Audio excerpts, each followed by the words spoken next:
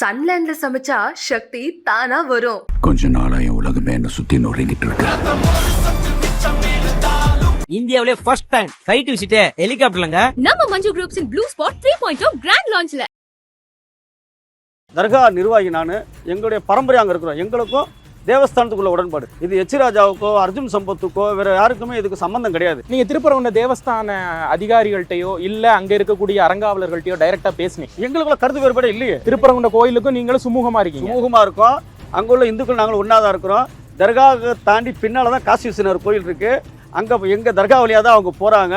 இதற்காண்டி என்னென்னா தர்கா மேலே ஏறி தர்காவுக்குள்ளே வந்தால் பின்னால் காசி விஸ்வநாதர்கள் போகிறாங்க. அதெல்லாம் நாங்கள் தடுக்கலையே. நீங்கள் வந்து திருப்பரங்குன்ற தேவஸ்தானத்தோட சுமூகமான உறவில் தான் இருக்கீங்க. அதில் 100% நீங்கள் அறுக்கக்கூடாது அப்படின்னு சொல்லியிருந்தாங்க. அவங்க ஒரு கம்ப்ளைண்ட் கொடுத்தாங்கன்னா அவங்க கலெக்டர் தானே கொடுத்துருக்கணும். அப்படி கலெக்டர் கொடுத்துருந்தாலோ காவல்துறை கொடுத்தா காவல்துறை கூட பேச்சுவார்த்தை நடத்திருக்கணும்ல. சுமூகமாக பேச்சுவார்த்தை நடத்திருக்கலாமே, ஏன் நடத்தலை? தர்காவுக்கு எந்த இடம், கோயிலுக்கு எந்த இடம் ஆயிடுச்சு. அப்பெல்லாம் இல்லாத உணர்வுகள், அப்பெல்லாம் இல்லாத ஒரு வெளிப்பாடுகள் ஏன் அப்படி உருவாகுதுன்னா RSS சங்பரியார் வந்து அந்த கோயில் நிர்வாகத்தை வந்து டார்ச்சர் பண்ணுறது. அங்கே செய்கிறதுனால என்ன தவறு இருக்குது? உணவு சமைச்சு சாப்பிட்றதுல என்ன தவறு இருக்குது? அப்படி ஏதாவது ஒரு சட்டத்தில் இருக்கிறா? இந்த மாதிரி வந்து கோயில் இருக்கிற இடத்துல வந்து இஸ்லாமியர்கள் வந்து நான்வெஜ் சாப்பிடக்கூடாதுன்னு ஒரு சட்டம் இருக்கிறா? அதை தாண்டி நீங்கள் இந்துக்களோட இணக்கமாக இருக்க தயாராக இருக்கீங்க? எங்க யாரு? நாங்கள் மனிதர்கள் தானே. தீபாவளி வருது, எங்களுக்கு பலகாரம் கொண்டு வந்து கொடுக்குறாங்க, நாங்கள் சாப்பிட்றோமே. நாங்கள் பிரியாணி கொடுக்குறோம், பிரியாணி பாய் கொடுத்துட்டாங்கன்னு சாப்பிட்றாங்க. அவங்க வந்து பிரியாணி பாய் கொடுத்துட்டாங்க, என்ன கறி போட்டிருக்காங்களோ யோசிக்கல.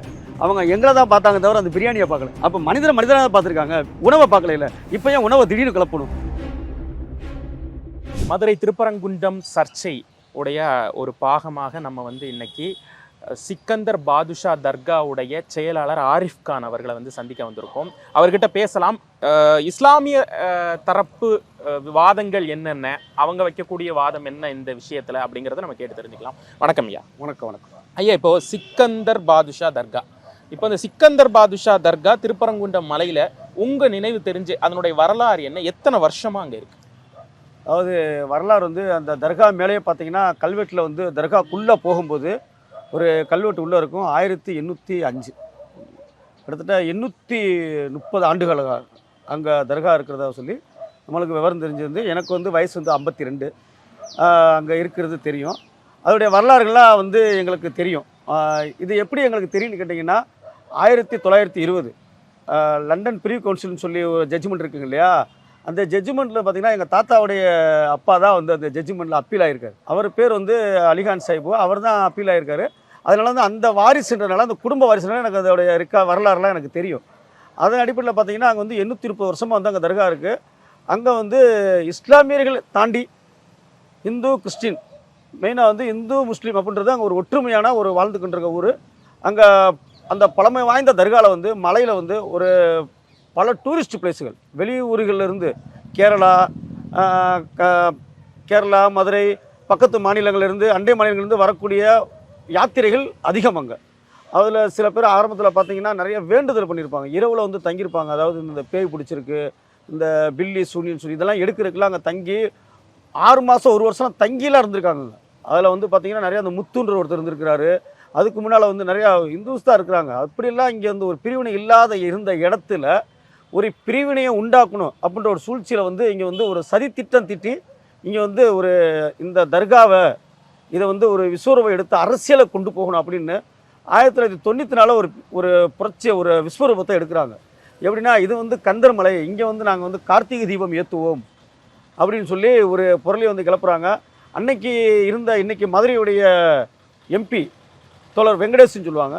அவர் தலைமையில் வந்து கிட்டத்தட்ட திமுக, அண்ணா திமுக எல்லாரும் ஒன்று சேர்ந்து அந்த ஒரு மதவாத சக்தி அன்னைக்கு தடுத்து அதுக்கப்புறம் வந்து அது நாங்கள் கோர்ட்டில் வந்து எங்கள் தர்கா சார்பாக வந்து ஒரு 1994 நாங்கள் ஹைகோர்ட்டில் ஒரு அப்பீல் ஃபைல் பண்ணி நாங்கள் 90 வந்து ஜட்ஜ்மெண்ட் வாங்கினோம். எப்படி ஜட்ஜ்மெண்ட்னு கேட்டிங்கன்னா, தர்கா இடத்துக்கும் இந்த மலைக்கு வந்து தர்கா இடமோ தேவஸ்தானம் தான், இவங்க 2 பேருக்கு தான் உரிமை இருக்குங்க. மற்றவங்களுக்கு யாருக்குமே இங்கே வந்து அதிகாரம் கிடையாது. அப்படி ஏதாவது இங்கே ஒரு பிரச்சனை ஏற்பட்டால் அது இருதரப்பும் உட்காந்து தான் சுமூகமாக தீர்வு காணணும். மற்ற இந்த இயக்கத்துக்கும் இங்கே வந்து அனுமதி இல்லைன்னு சொல்லி அழகாக ஒரு ஜட்ஜ்மெண்ட் வந்து கொடுத்துருக்குறாங்க. அப்படி ஜட்ஜ்மெண்ட் இருக்கும்போது கிட்டத்தட்ட காலங்காலமாக வந்து அப்படியே நடந்து முறை இருந்துச்சு. அது வருஷம் கார்த்திகை தீபம் வரும்போது அவங்க வர்றதும், காவல்துறை அவங்கள தடுக்கிறதும், அரெஸ்ட் பண்ணுறது, இதுதான் வந்து காலங்காலமாக இந்த 94 அப்புறம் நடந்துகிட்டு இருக்கு. ஒரு பிரச்சனை இருந்துகிட்டே இருக்கு. ஆனால் சுமூகமாக வந்து பார்த்தீங்கன்னா அங்கே வந்து வணக்க வழிபாடுகள் எல்லாமே வந்து ஒரு கண்டினியூவாக ஓடிக்கிட்டு தான் இருந்துச்சு. அதில் எந்த பிரச்சனையும் இல்லை. ஆனால் அந்த லாக்டவுன் வந்துச்சு. லாக்டவுன் வந்து வணக்க வழிபாடு தலங்கள் பொது இடங்களில் வந்து கூடக்கூடாது, அது திறக்கூடாதுன்னு சொல்லி ஒரு அது பொது அது பொதுவாக வந்துச்சு. ஆனால் அந்த லாக்டவுனுக்கு பிறகு என்ன செஞ்சாங்கன்னா கம்ப்ளீட்டாகவே மலையில் வந்து இரவுலோட தங்குறதுக்குரிய இதை வந்து நிப்பாட்டிட்டாங்க. அப்போ நாங்கள் வந்து கேட்டோம், ஏன் சார் நீங்கள் இரவில் வந்து தங்கக்கூடாது நிப்பாட்டுறீங்க, எங்களுக்கு வந்து நிறையா தங்கக்கூடிய யாத்திரைகள் நிறையா இருக்கிறாங்க, அவங்களுக்குலாம் ரொம்ப சிரமமாயிருமே நீங்கள் இப்படி நிப்பாட்டினீங்களா அப்படின்னாங்க. இல்லை இரவில் வந்து உங்களுக்கு மின்சார வசதியெல்லாம் இல்லை, மெடிக்கல் வசதி இல்லை, அதனால் ஏதாவது ஒரு பிரச்சனை ஆயிடுச்சுன்னா அவங்களுக்கு ரொம்ப சங்கடமாயிருக்கும், யாத்திரிகை வரட்டும் தாராளமாக வரட்டும், அவங்க நைட்டில் வந்து அவங்க வேண்டுதல் பண்ணுறதுன்னா.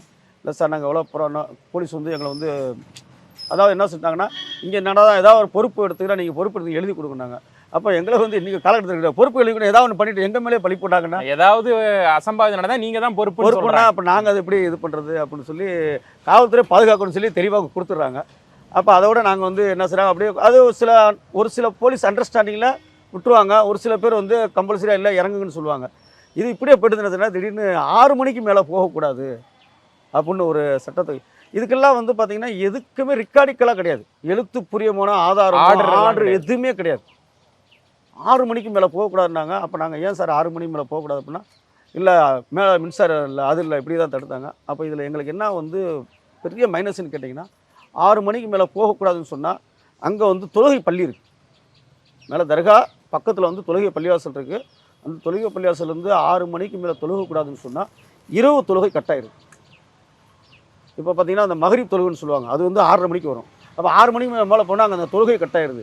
அதுக்கப்புறம் பார்த்தீங்கன்னா அதிகாலை இரவோட 8:30 மணி தொழுகை கட்டாயிருது. அதிகாலை சுபு தொழுகுன்னு சொல்லுவாங்க 5:30 மணி 6 மணிக்கு. இந்த 3 தொழுகையுமே அங்கே வந்து வணக்க வழிபாடுதலுக்கு வந்து 3 தொழுகையுமே வந்து அங்கே வந்து கட்டாயிருது. அது எங்களுடைய தொழுகையில் வணக்க வழிபாடில் எங்களுக்கு மிகப்பெரிய பாதிப்பு. அதுக்கப்புறம் வந்து ஆதார் கார்டு சிஸ்டம் கொண்டு வந்தாங்க. அப்போ நாங்கள் கேட்டோம், இல்லை பாய் உங்களுக்கு தான் வந்து ஒரு சேஃப்டிக்குன்னா சரி அதை நாங்கள் ஏற்றுக்கிட்டோம், அப்செட் பண்ணிக்கிட்டோம். யார் வேணாலும் வரலாம் இருக்கனால ஏன்னா இன்றைக்கி வந்து அந்த மலையை வந்து அந்த தர்கா வந்து அபகரிக்கின்ற நோக்கத்தில் வந்தவங்க எது வேணாலும் பண்ணலாம்ல, சைத்திட்டம் திட்டுவாங்கள்ல. ஏன்னா நடந்திருக்க சம்பவங்கள் அந்த மாதிரி கொடிமரம் வந்து உடைக்கிறது, அந்த கொடிமரத்தை அகற்றுறது. மலை மேலே பார்த்திங்கன்னா கொடிமரம் இருக்கும். ஆக்சுவலி அந்த கொடிமரம் வந்து ஜட்ஜ்மெண்ட் காப்பியில் இருக்குது.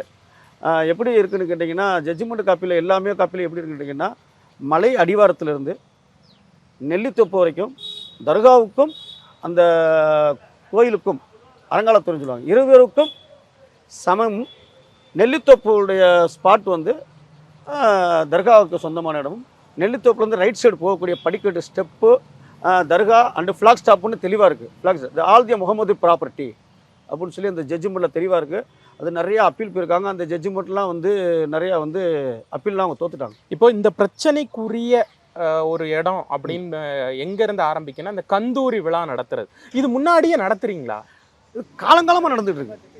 இது காலங்காலமாக நடந்துட்டு இருக்கு, இன்றைக்கி நேற்று கிடையாது. அதான் சொல்கிறேன், எனக்கு வயசு 52.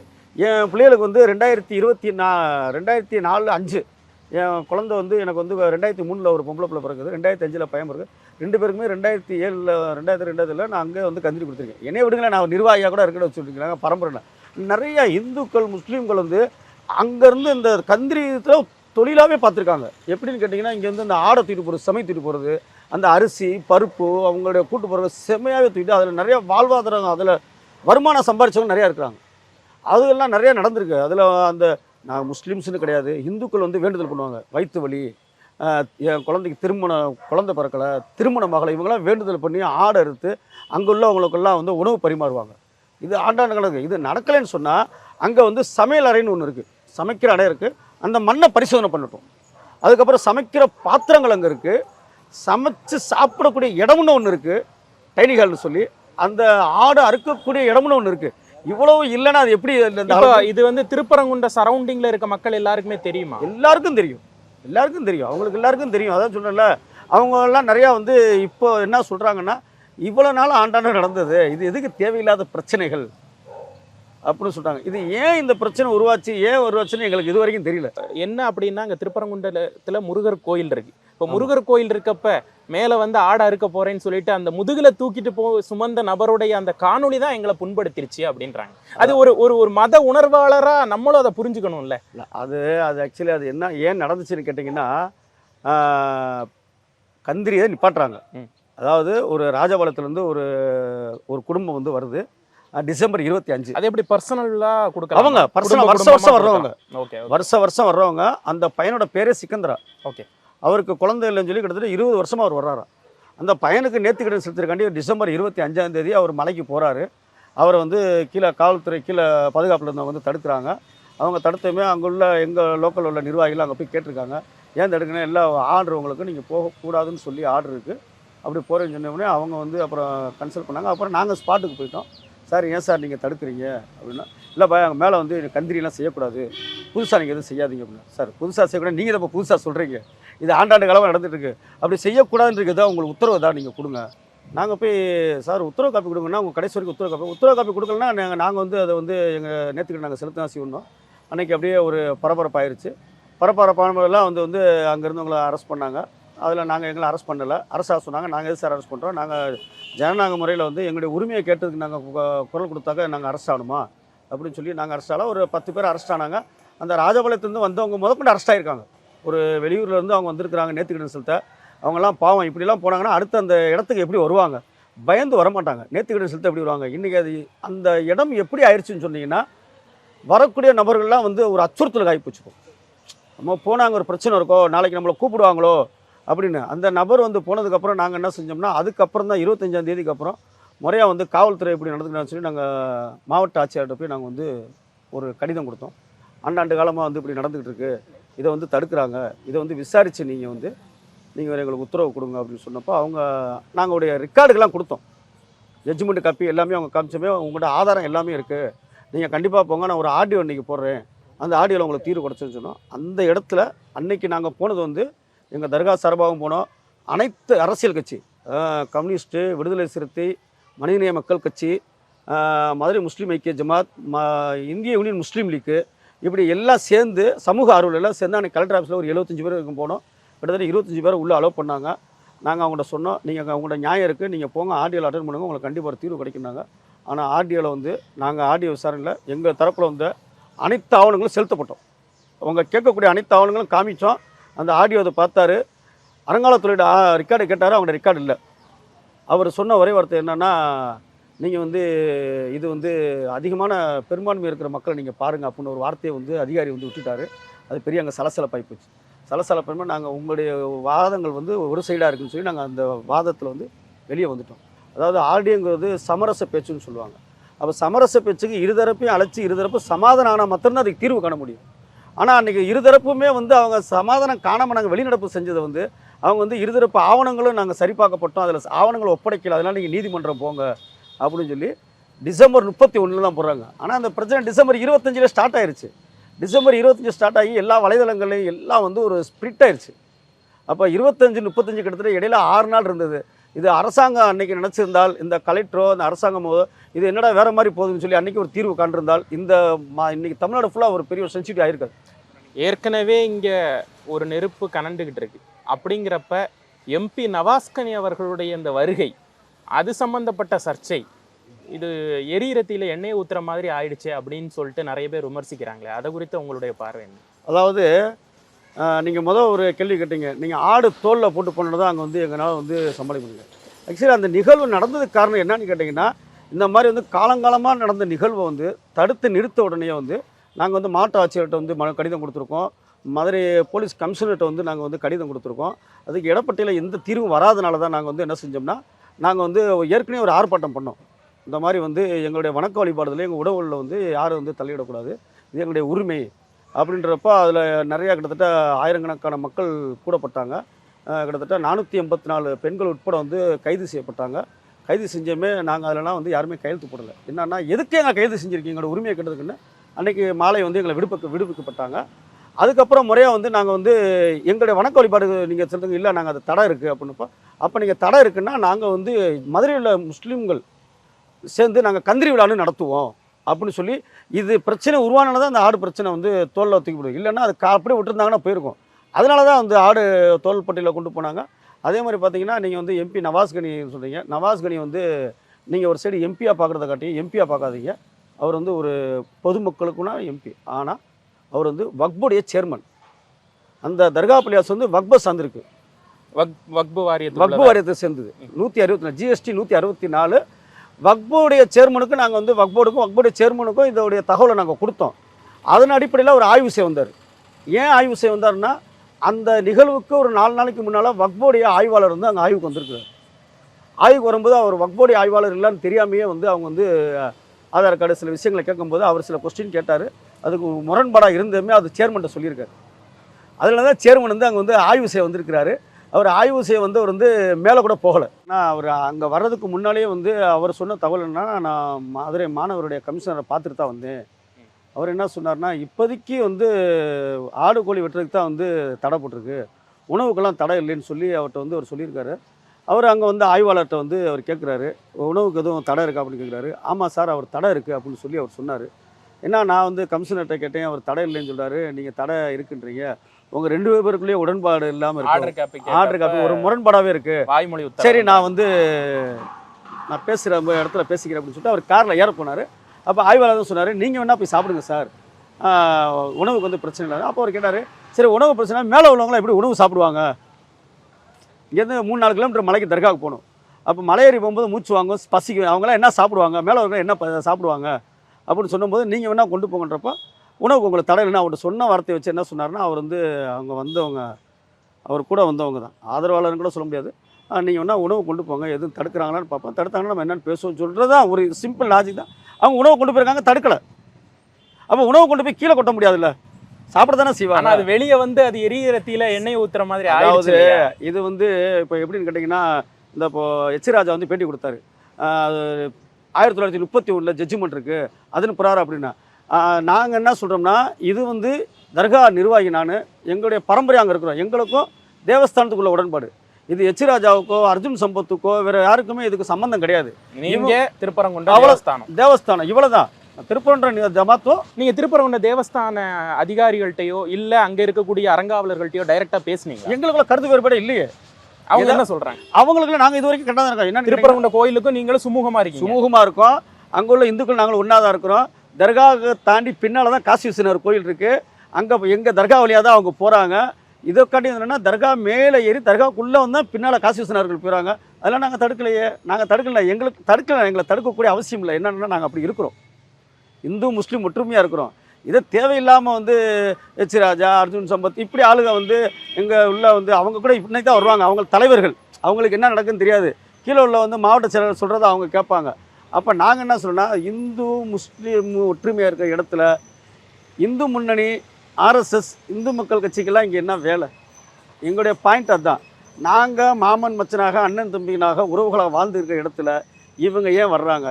இவங்க வந்தால் இவங்கள பார்த்து இன்னொரு இயக்கம் வரும், அப்போ வந்து அங்கே சர்ச்சைகள் உருவாகத்தான் செய்யும். நாங்கள் என்ன சொல்கிறோம், எங்களுக்கும் தேவஸ்தானத்துக்கும் எந்த இடையூறும் கிடையாது, கருத்து வேறுபாடும் கிடையாது. இயல்பா சாமானியமா இந்த ஒரு நிகழ்வை வெளியே இருந்து பார்க்குறப்ப ஒரு இந்து கோயில் கீழே இருக்கு, அது அறுபடை கோயில், முதல் படை வீடு முருகப்பெருமானுடைய கோயிலுங்கிறப்ப அங்க அசைவ உணவு வேணாமே, அங்க பலியிடல் வேணாமே அப்படிங்கிற ஒரு பாயிண்ட்டுக்கு சாமானியமா இருக்கக்கூடிய ஒரு நபருடைய தோண்டல், சரி தவிர்க்கலாமே அப்படின்னு ஒரு வாதத்தை உங்க முன்னாடி வச்சா உங்களுடைய பதில் என்னவா இருக்கும்? அதாவது சார், ஒவ்வொருத்தவங்களுக்கும் ஒரு நம்பிக்கை இருக்கும். மூட நம்பிக்கைன்னு ஒருத்தவங்க சொல்லலாம், ஒருத்தவங்க நம்பிக்கலாம். ஒருத்தர் இங்கே போனால் எனக்கு சரியாகுதுன்னு சொல்கிறாரு, அப்போ அவங்களுடைய வழிபாடு தலங்களில் நம்ம வந்து குறுக்கிடக்கூடாது இல்லையா? ஆடு அப்படி சட்டம் வந்து ஆடு கோழின்னா எல்லா இடத்துலையும் சாப்பிட்றது தப்பு தானே. நீங்கள் பாண்டி கோயிலில் ஆடு இருக்கிறாங்க, அழகர் கோயிலில் இருக்கிறாங்க, நிறையா கோயில்களில் இருக்கிறாங்க, ஏர்வாடியில் ஆடு இருக்கிறாங்க, நாகூரில் தர்காவில் ஆடு இருக்கிறாங்க. அப்போ எல்லாமே ஒன்று தானே. அப்போ இதுக்கு மொத்தம் ஏன் பர்டிகுலராக ஸ்பெஷலாக வர்றாங்க? அப்போது அது வந்து அதுதானே எங்கள் மனசு புண்படுது. ரெண்டாவது, தடுத்தது யாரும் இல்லையா? இப்போ தேவஸ்தானத்துலேருந்து அதை தடுக்கிறாங்க அப்படின்னா, அப்படியே தேவஸ்தானத்துலேருந்து இந்த மாதிரி செய்யக்கூடாது அப்படின்னா எப்படி அந்த இடம் 2 பேருக்கும் நீதிமன்றத்தில் வந்து சமாதானமாக இருக்குது அப்படின்ற ஒரு நீதிமன்ற உத்தரவு இருக்குன்னா, அப்போ இருதரப்பை அழைச்சி தான் பேச்சுவார்த்தை நடத்தியிருக்கணும். நீங்கள் வந்து திருப்பரங்குன்ற தேவஸ்தானத்தோட சுமூகமான உறவில் தான் இருக்கீங்க, அதில் 100% அப்படின்னா அவங்க வந்து ஒரு இல்லை அப்படி அவங்க வந்து கருத்து வேறுபாடு இருக்குது, நீங்கள் அறுக்கக்கூடாது அப்படின்னு சொல்லியிருந்தாங்க, அவங்க ஒரு கம்ப்ளைண்ட்டாக கொடுத்தாங்கன்னா அவங்க கலெக்டர் தானே கொடுத்துருக்கணும். அப்படி கலெக்டர் கொடுத்துருந்தாலோ காவல்துறை கொடுத்தா காவல்துறைகளை கூட பேச்சுவார்த்தை நடத்திருக்கணும்ல. இந்த மாதிரி தேவஸ்தானத்துலேருந்து ஒரு லெட்டர் கொடுத்துருக்குறாங்க, நீங்கள் வந்து 6 கோடி பலிகிறத வந்து தடுக்க சொல்லி கொடுத்துருக்காங்க, நீங்கள் என்ன பாய் சொல்கிறீங்க அப்படின்னு சொல்லி சுமூகமாக பேச்சுவார்த்தை நடத்திருக்கலாமே, ஏன் நடத்தலை? அப்போ நடத்தாதனால தானே இவ்வளோ பெரிய ஒரு விஸ்வரூபம் எடுத்திருக்கு. அன்றைக்கி நடத்திருந்தால் அந்த பிரச்சனை வந்திருக்காது. எல்லாருமே சுமூகமா வழிபாட்டு பண்ணணும். அதுதான் ஒரு பொது உடைமையா நம்ம வந்து பார்க்குறோம். ஒரு பொதுவான சிந்தனையில இன்னைக்கு சமூக மத நல்லிணக்கத்தோட ஒரு பார்வையில எல்லாருமே பொதுவா கீழே முருகர் வழிபாடும் ஒழுங்கா நடக்கணும், மேல உங்களுடைய வழிபாடும் ஒழுங்கா நடக்கணும். சுமூகமான தீர்வு அப்படிங்கிறது என்ன, எதர் நோக்கி உங்களுடைய கோரிக்கை இருக்கு? அதாவது சார், தெளிவாக கிட்டத்தட்ட 100 வருஷத்துக்கு முன்னாலேயே இதோடைய செட்டில்மெண்ட்டு தீர்மானிக்கப்பட்டது. நீதிமன்றத்தில் ஜட்ஜ்மெண்ட் ஆயிடுச்சு. தர்காவுக்கு எந்த இடம், கோயிலுக்கு எந்த இடம்ட்டு ஆயிடுச்சு. அப்போ 100 ஆண்டுகளுக்கு முன்னால் நடந்தது, 100 ஆண்டுகளுக்கு முன்னால் இருந்தே இந்த வணக்க வழிபாடு நடந்துகிட்டு இருக்கு. அப்பெல்லாம் இல்லாத உணர்வுகள், அப்பெல்லாம் இல்லாத ஒரு வெளிப்பாடுகள் ஏன் அப்படி உருவாகுதுன்னா, இன்றைக்கி வந்து ஆர்எஸ்எஸ் சங்பரியார் வந்து அந்த கோயில் நிர்வாகத்தை வந்து டார்ச்சர் பண்ணுறது. நீ இதை செய் அதை செய்யு. அதில் ஒரு 10 பேர் கோயில் நிர்வாகத்தில் ஒரு 9 பேரில் ஒருத்தர் அந்த மனையில் இருப்பாங்கள்ல, அப்போ அவங்க அதை கிளப்புறது. ஆக்சுவலி பார்த்தீங்கன்னா வந்து தேவஸ்தானத்தில் வந்து இப்போ உதாரணத்துக்கு வந்தீங்கன்னா 10 பேர் ஒரு நிர்வாகத்தில் இருக்காங்கன்னா 9 பேர் சரியாக இருந்தால் ஒருத்தர் தவிர அந்த ஒரு ஏதோ ஒரு இயக்கத்தை சார்ந்து கூட இருக்கலாம். அப்போ அவருக்கு ஆமாம் அவங்க சொல்கிற சரித்தா அப்படின்னு கூட ஒரு கிளப்பி விட்டுலாம்ல, கிளப்பி விட போய் தான் பிரச்சனை. அப்போ இங்கே சுமூகமாக இருக்கும்போது ஒரு நீதிமன்றம் தர்காவுக்கும் கோயிலுக்கும் செட்டில்மெண்ட் ஆனது. லெஃப்ட் சைடு கோயில் இருக்குது, கிட்டத்தட்ட 4 கிலோமீட்டர் கீழே கோயில் இருக்குது, 4 கிலோமீட்டர் மேலே தர்கா இருக்குது, அது காம்பவுண்ட் வால் இருக்குது, எல்லாமே இருக்குது. தர்கா இடம் அங்கே செய்கிறதுனால என்ன தவறு இருக்குது? உணவு சமைச்சு சாப்பிட்றதுல என்ன தவறு இருக்குது? அப்படி ஏதாவது ஒரு சட்டத்தில் இருக்கிறா? இந்த மாதிரி வந்து கோயில் இருக்கிற இடத்துல வந்து இஸ்லாமியர்கள் வந்து நான்வெஜ் சாப்பிடக்கூடாதுன்னு ஒரு சட்டம் இருக்கிறா? அதை தாண்டி நீங்கள் இந்துக்களோட இணக்கமாக இருக்க தயாராக இருக்கீங்க? இப்போ வரைக்கும் தான் எங்கள் யார், நாங்கள் மனிதர்கள் தானே. இன்றைக்கி இருக்கா, நாளைக்கு இல்லை. இன்றைக்கி நான் அதாவது எப்படின்னு கேட்டிங்கன்னா, ஒரு வெள்ளம் வந்துருச்சு, அதில் கூட நாங்கள் இந்து முஸ்லீம் பார்க்கலையே, எங்களை அவங்க பாதுகாக்கிறாங்க. அவங்க தீபாவளி வருது, எங்களுக்கு பலகாரம் கொண்டு வந்து கொடுக்குறாங்க, நாங்கள் சாப்பிட்றோமே. நாங்கள் வந்து இந்துக்கள் கொடுக்குறாங்க, நாங்கள் என்ன அவாய்ட் பண்ணுறோமா? நாங்கள் பிரியாணி கொடுக்குறோம், எங்கள் மேலே உள்ள நம்பிக்கை அவங்களுக்கு. பிரியாணி பாய் கொடுத்துட்டாங்கன்னு சாப்பிட்றாங்க, அவங்க வந்து பிரியாணி பாய் கொடுத்துட்டாங்க, அவன் என்ன கறி போட்டிருக்காங்களோ யோசிக்கல, அவங்க எங்களை தான் பார்த்தாங்க தவிர அந்த பிரியாணியை பார்க்கல.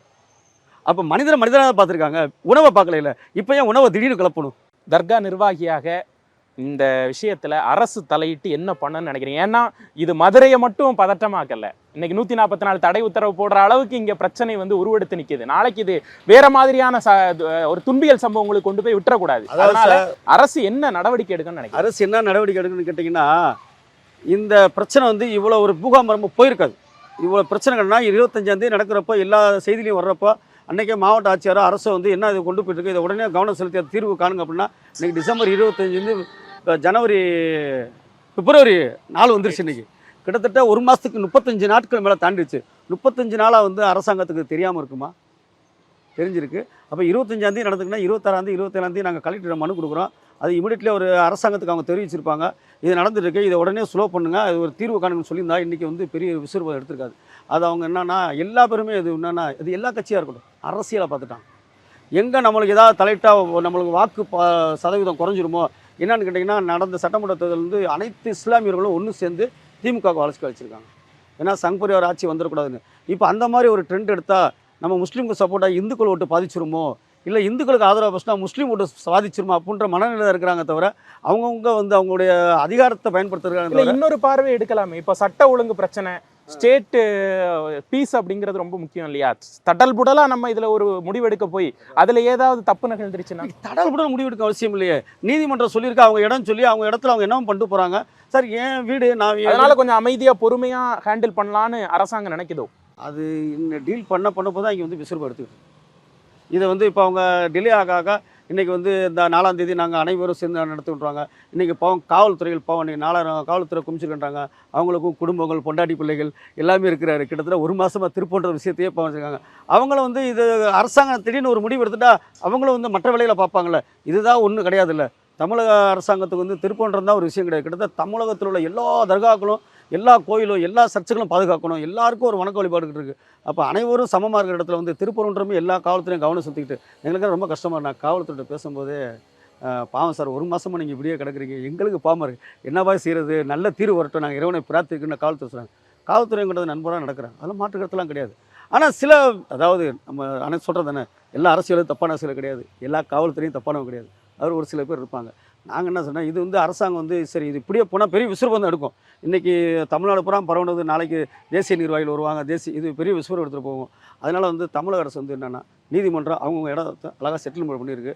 அந்த நீதிமன்றத்தில் வந்து நாங்கள் வந்து இப்போ ஒன்றும் இல்லை, இப்போ நீதிமன்றத்தில் அந்த வழக்கு போயிடுச்சு. நீதிமன்றத்தில் வழக்கு போனது சோலைக்கண்ணன் சொல்லி ஒருத்தர் வழக்கு போட்டிருக்காரு. சோலைக்கண்ணனுக்கு இந்த மலைக்கு என்ன சம்மந்தம் இருக்குது? அவர் யார்?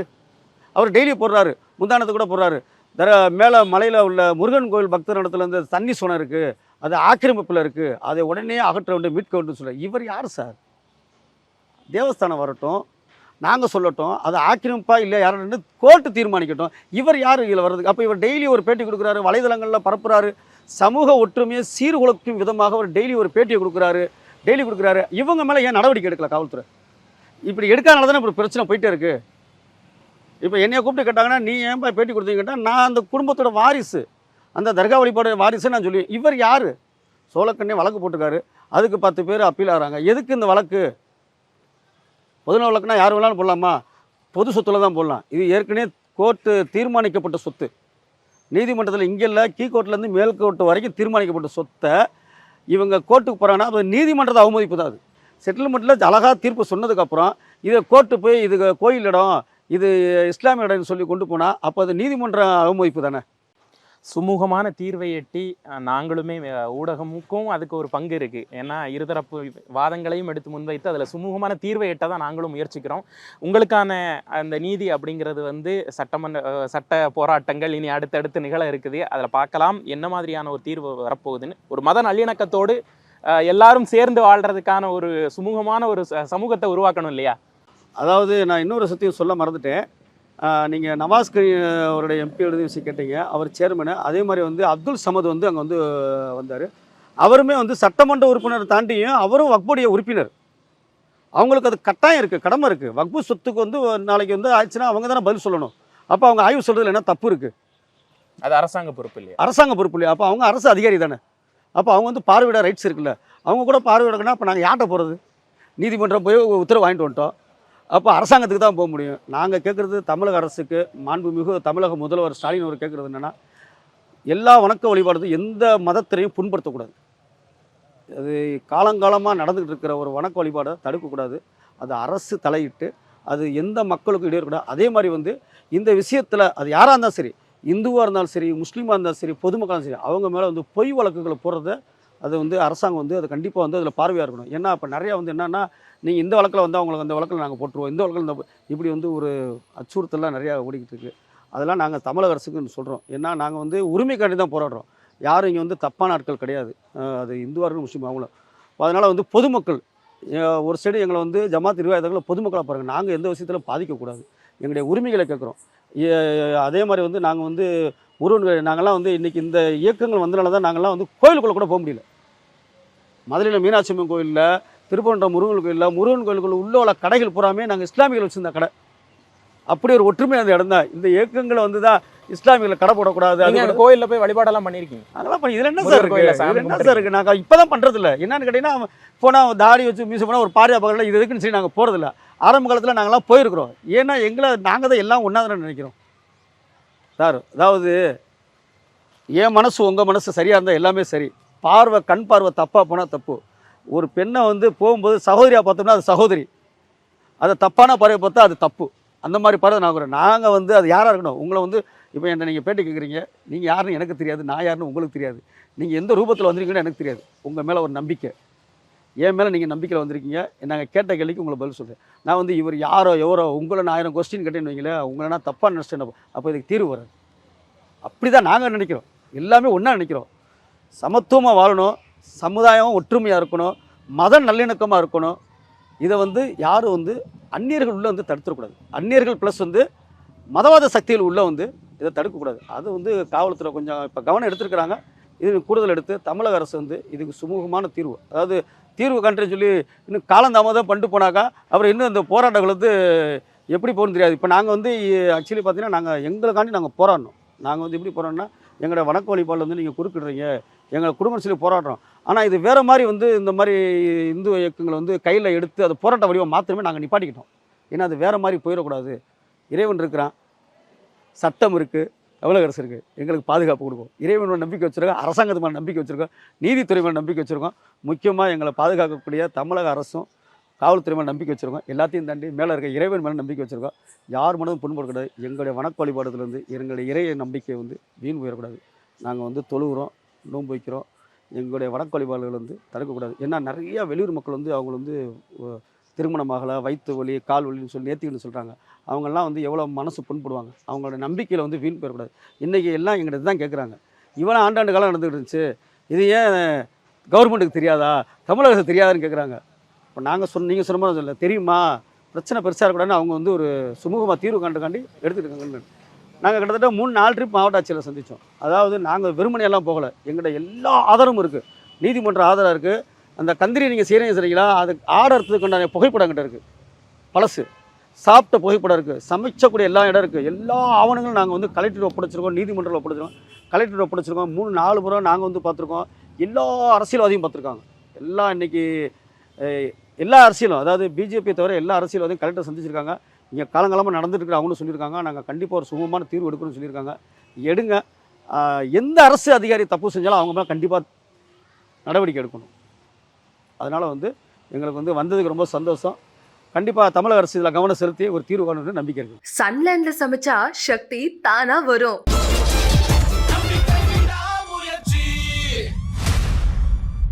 இந்தியாவிலே ஃபர்ஸ்ட் டைம் சைட் விசிட் ஹெலிகாப்டர்லங்க. நம்ம Manju groups in blue spot 3.0 grand லான்ச்ல